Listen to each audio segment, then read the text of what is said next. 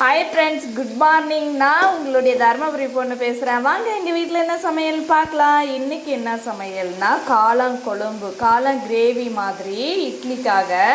இது பாருங்கள், எல்லாம் இதில் அரைச்சி வச்சுட்டு இருக்கிற வெங்காயம், பூண்டு, இஞ்சி, கொத்தமல்லி இன்னும் போடல. அது இறக்கும் போது போட்டுக்கலாம். நம்ம கறி மசால், பட்டை எல்லாம் போட்டு அரைச்சி வச்சுருக்கிறேன்.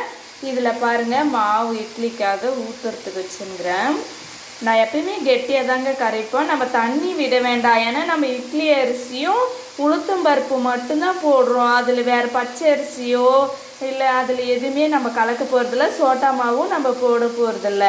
இது மட்டும்தான் போட்டுன்னு இருக்கிறேன். அதனால் இட்லி இப்படி தான் இருக்கும். இது காளான் கிரேவிங்க. பெரிய வெங்காயம் நீளமாக கட் பண்ணி போட்டுன்னு இருக்கிறேன். காளான் கட் பண்ணி போட்டுன்னு இருக்கிறேன். காளான் கிரேவி பண்ணிக்கலாம் அப்படின்ட்டு இதில் கடுகு, பெரிய வெங்காயம், காளான் இதெல்லாம் போட்டுன்னுக்கிறேன். இந்த கருவேப்பிலை, கொத்தமல்லி போடலை. இது செம்ம டேஸ்ட்டாக இருக்கும். நீங்கள் ட்ரை பண்ணி பாருங்கள். நான் ஏன் வெங்காயம் இப்படி கட் பண்ணி போட்டுங்கன்னா, இட்லிக்கு சாம்பாருக்கு அது இது அப்படி தாங்க நல்லாயிருக்கும். அதனால் இட்லி வெந்துருச்சு. இப்போ இறக்கணும். சூடாக இருக்குது. இட்லி பஞ்சு மாதிரி இருக்குங்க.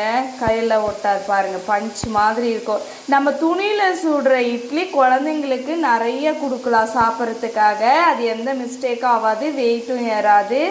அதனால் இது பயப்படாமல் நம்ம எத்தனை மிஞ்சி இருந்தாலும் சாப்பிட்லாம். 2 தான் சாப்பிட்ணும் அப்படின்றது இல்லை.